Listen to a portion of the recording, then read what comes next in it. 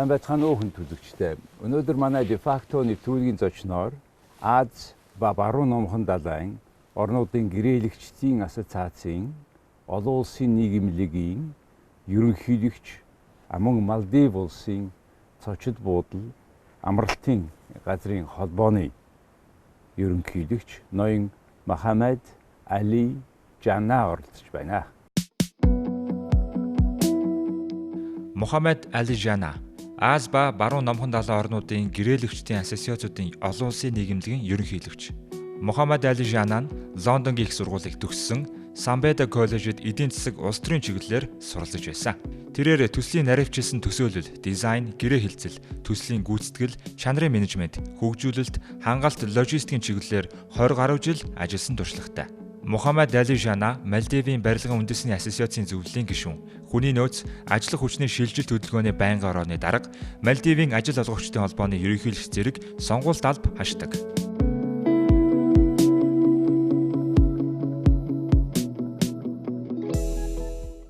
Good evening. Good evening. How are you? Yeah, please tell us what brought you to Mongolia. I was invited by the Mongolian National Construction Association to participate in their 10th anniversary celebration as the president of the International Federation of Asian and Western Pacific Contractors Association, which I'm heading for the term 2018 to 2020. Mongolia has been a member since 2015, a very active and a very, energetic member. So I couldn't refuse the invitation to attend the Mongolian Association's 10th anniversary. Please tell us about the organization and who are there, what are they doing? International Federation of Asian and Western Pacific Contractors Associations was established in 1956 by 8 founding members from the ASEAN region. And the headquarters is based in Manila, Philippines. After the Second World War, there was a lot of reconstruction going on in the Asia-Pacific region. So our founding fathers,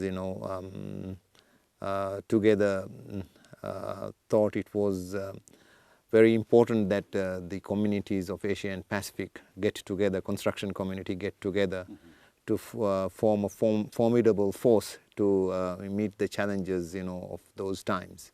Since then, the association has expanded, to almost 20 countries, and several other international organizations are also associate members of our organization.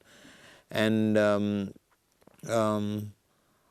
Maldives became a member of the organization in 2007, and now I have had the chance to become its president last year.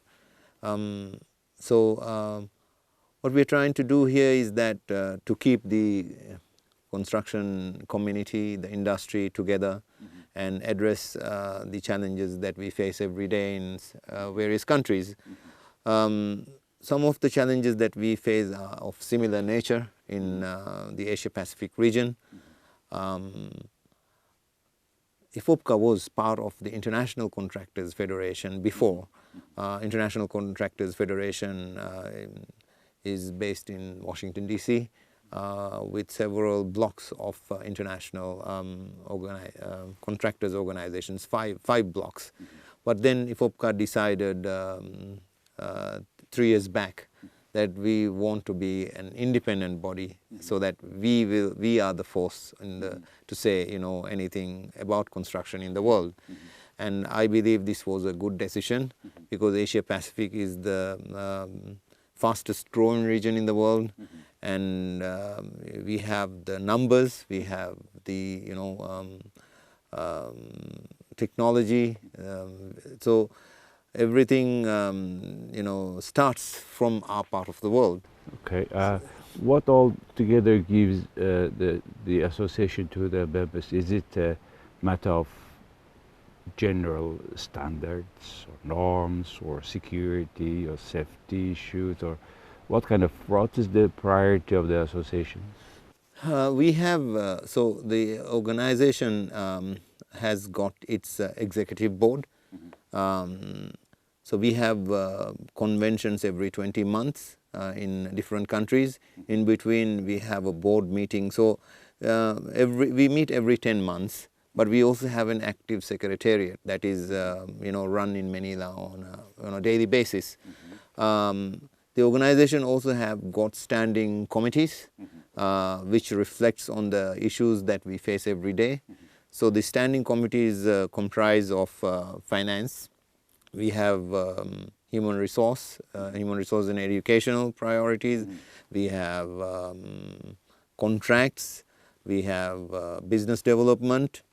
So we have these committees which discuss, the various issues we face. Of course, health and safety is one of the most important issues that we address. But for us, our members are diverse. We have the developed countries, we have the developing countries. We also have some of the least developed countries in our region. So we have a lot to learn. And human capital, human resources management. And one of the biggest things that we have been doing is, to come up with competencies, a skills standard that is acceptable to all the countries, because I believe the biggest challenge that we face today in our industry is the lack of skills, availability of skilled people to meet the demand of our industry. You were talking at the meeting, anniversary forum, about the importance of R&D in the industry and HR development. Let's talk about R&D, why and how is it being developed in your member countries? You see, some of our members are dependent on import of labor, like Singapore and my country, the Maldives. We don't have the demographic numbers to have our population meet the demands of the employment in the industry. So we have to import labor from other countries. There are also labor exporting countries like Bangladesh, India, Nepal. So it's the opposites. We are like opposites. So for those countries that are dependent on labor, I think technology is very important, because these countries also have a problem of illegal immigrants, and this contributes to bigger challenges for the economy. So I believe that it is the technology and research and development in fields of mechanization and other areas of development would be able to reduce this number of labor imports. And also I think we have very challenging timelines. The construction industry is based on milestones and timelines. So what I was saying is that while we acknowledge that countries like Japan and South Korea and Singapore, they have been progressing very well and giving the industry extremely good equipment and products, we still need to take that to a higher level, so that the construction industry can still do better. We can now we have come to the 3D printing and buildings being constructed in record time. So I think we are on the right track, but some of our countries can still do more, like Mongolia. I was telling last night to some people that Mongolia could become a hub of research and development in this field. You have a beautiful country, you have a beautiful atmosphere. Like you see the Silicon Valley in America, and Bangalore in India. They have really built up IT parks, and they have brought innovation that we never thought some years back. So this research and development, a research institute in a country like this, to help develop the competencies, develop other skills, develop health and safety to another level. I think this kind of project would be a very interesting project for us in this part of the world. So any idea have been discussed more concrete in that directions? Well, I think we have our human resources and educational committee in our organization. We are going to meet in Bhutan, in Thimphu, towards the end of July, and with what I have accomplished here in Ulaanbaatar, I would like to take this matter to the educational committee and discuss how we could help our countries, further expand in the research and development field, and what IFOPCA could do. We could be very supportive. We could be, setting standards, and then the national organizations could take up with interested, governments and private sector investors. How much Japan and Australia, Singapore, the developed countries of the region can be supporting this idea, for example, regional developing center, kind of either skills in Mongolia? I am sure they would be very keen to look at it. So far, Japan, Australia in fact had been very active in promoting IFOPCA's business development and research. So in fact they are the people who proposed a business club in the association. So I'm sure they will, business club where investors could meet and discuss various projects. So I think the developed countries in IFOPCA would be very positive about helping this kind of scheme, and I am ready to take that leadership. Okay, very sounding. How long are you in this post, presidency? I'll be here till June, end of June, early July next year. Next year, 2020. 2020, yeah. And by the way, by that time you are going to organize a meeting in your country, in the Maldives. Yes, Maldives will have the 45th convention. This is the first time Maldives is going to host it. Which time? We are going to host it from June 29th to July 2nd. July 3rd would be the last day. Next year? Next year, yes. 2020. 2020, yes. And speaking about the island, you had mentioned very interesting fact that the tallest or highest elevation of your islands are just 1 meter. Yes. Tell us about your country. Our country is a very unique country. We are in the Indian Ocean. We have been an independent nation for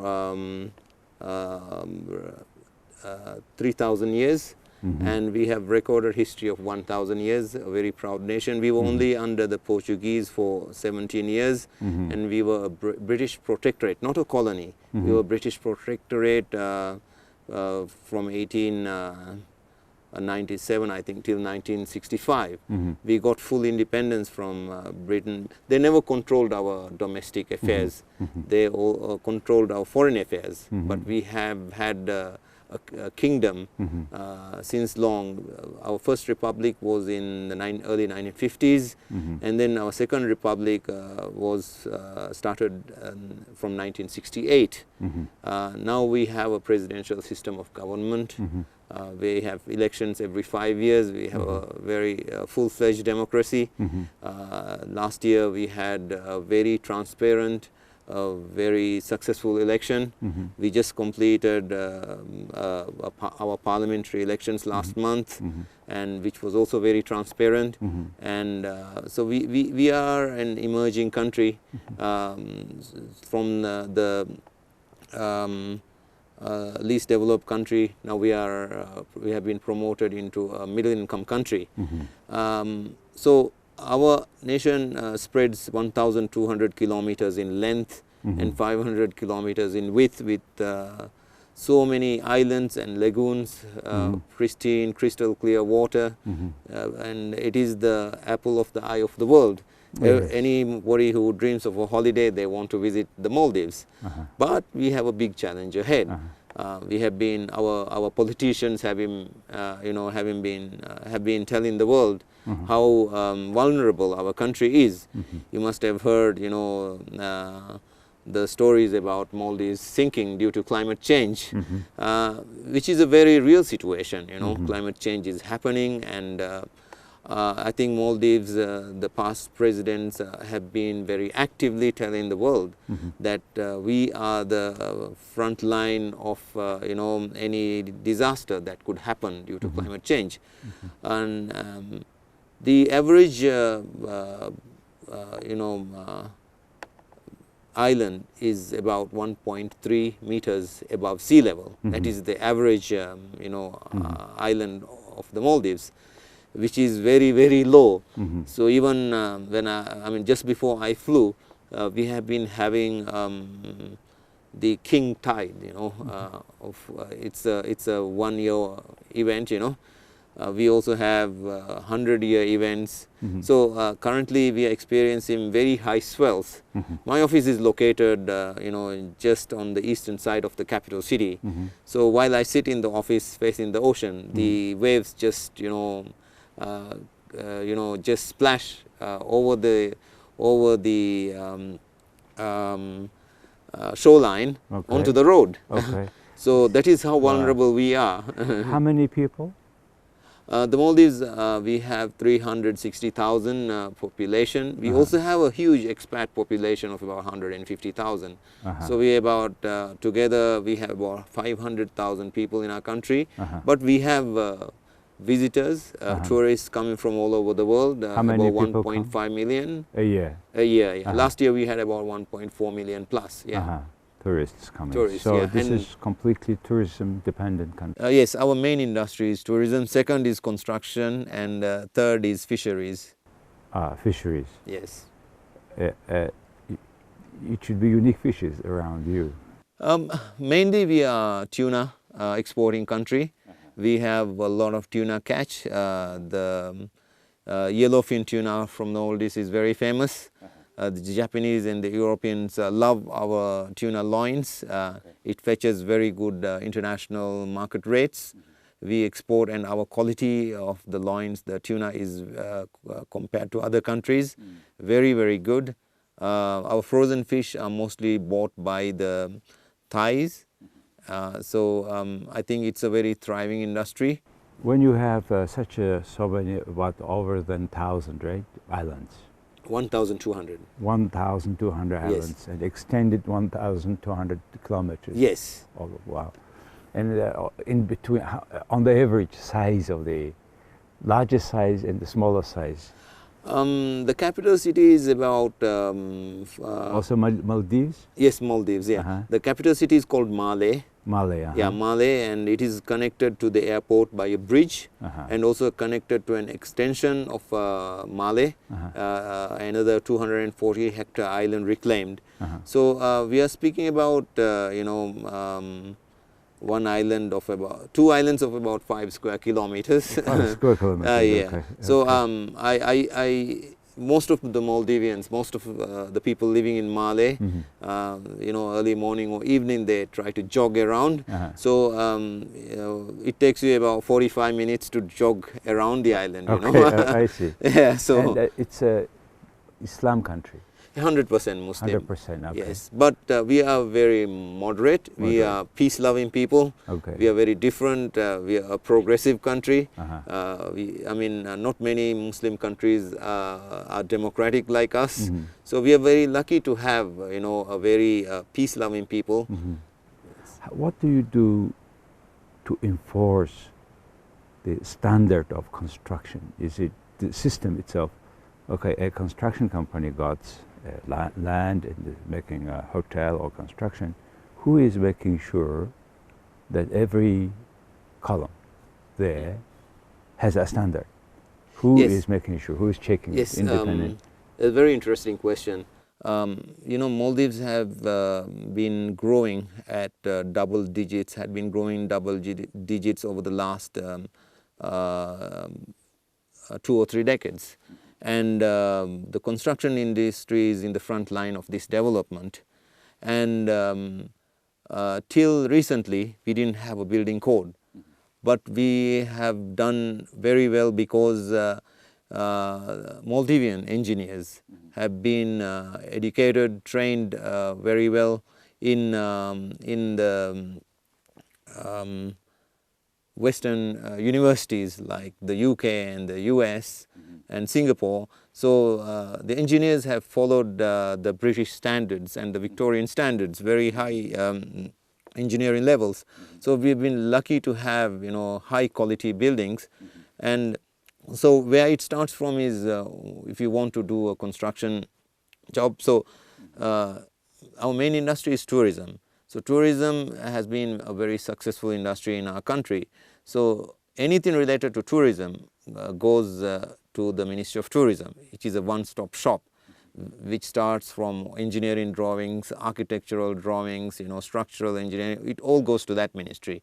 Any other building, it has to go to the Ministry of Construction, currently Ministry of Planning and Infrastructure, which gives the approvals. So these drawings are heavily scrutinized, and we also have checkers. So the government has now fast-tracked getting the approvals, which means that the drawings should be pre-approved by approved checkers. So the Ministry of Planning would have a checklist on their website, and these are registered engineers, architects, and consultants. So these licensed engineers should sign the drawings that they are in order. So once it goes into the ministry, these are checked and chopped, the stamps are done and then given to the contractor.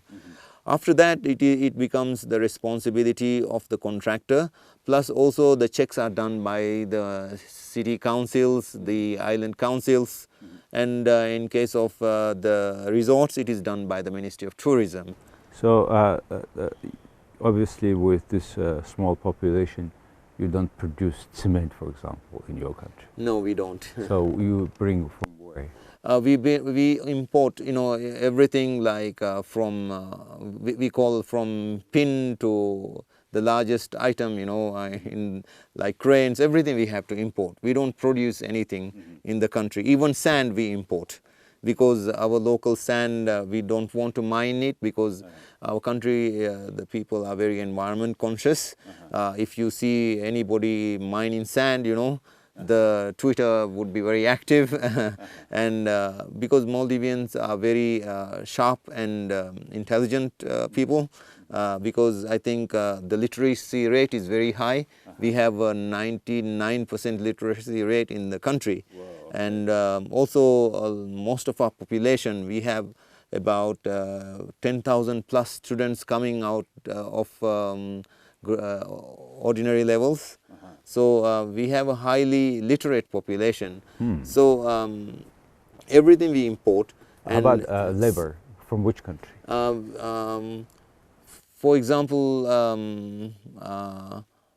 the labor, local labor, the expat labor is mostly from Bangladesh, India, Sri Lanka. In my business, we have about 19 nationalities working for us. But it is something we don't want to do.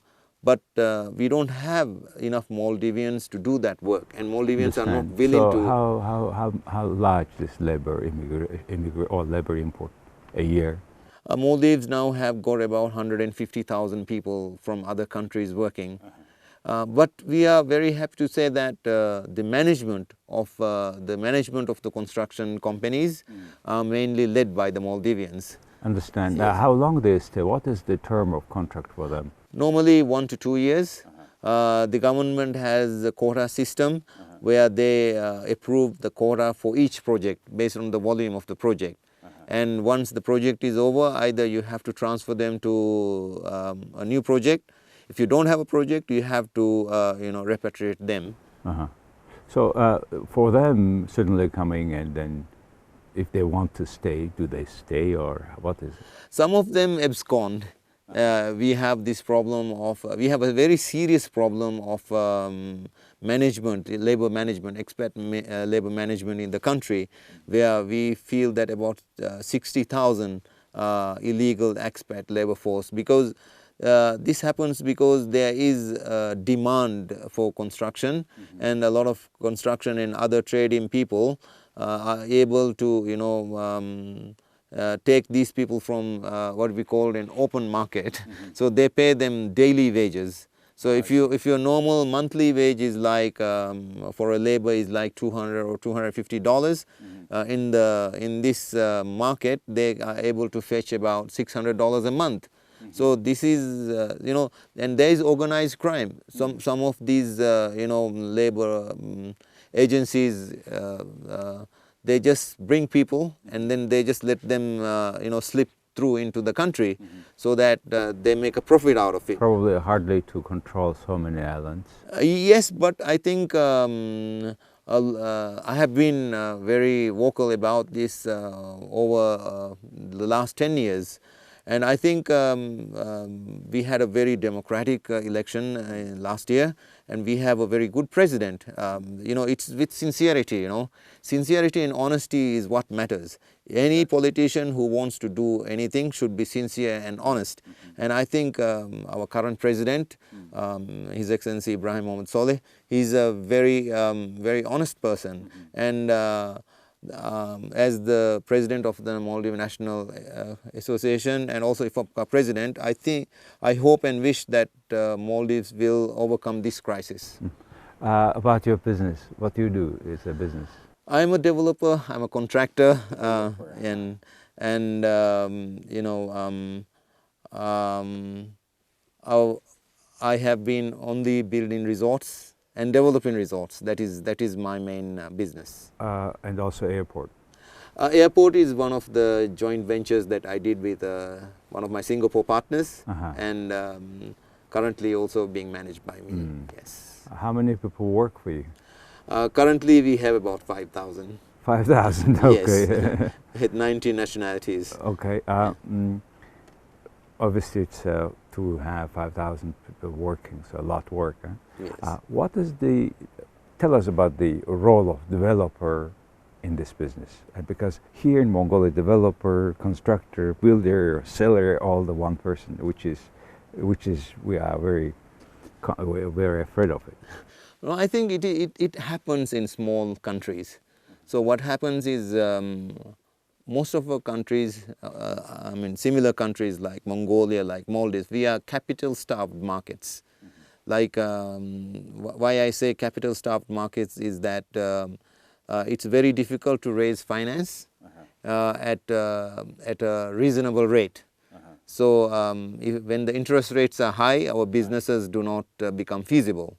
So then we look around and see how else can we do our business, how else can we do our construction projects. So when we look around, you know, then we have to seek partners from other parts of the world. So that is where, you know, we become a developer, because to create projects that will give us the sustainability, we have to, you know, model in such a way that we get that finance at a cheaper rate and then get projects done. So what I have done is, you know, I have no borrowings in the Maldives. I go to my friends around the world, and then I tell them, look, we have good projects, you know. This is a very, very attractive project. Maldives is one of the best places to invest in the tourism industry. There is no other place in the world that can give such a rate of return. Maldives have got about, earlier, some years back, we had an IRR of 29% internal rate of return, which means you can recover in 3 years on a tourist resort. Today, because of competition, that number has come down to 16 to 19%, which is still very attractive, you know. And when you consider the LIBOR plus interest rates, you know, about 5-6%, Very nice, yes. we have 3 times that in Maldives. So the developer is the person who starts the project and gets finance, then you contract builders, no? Yes, why we have to become the contractor is that because we borrow finance from others, because we have partners whom we are responsible, we have a board, we have directors, you know, we have the banks, we have the foreign banks. So we have a timeline that is agreed to deliver the project.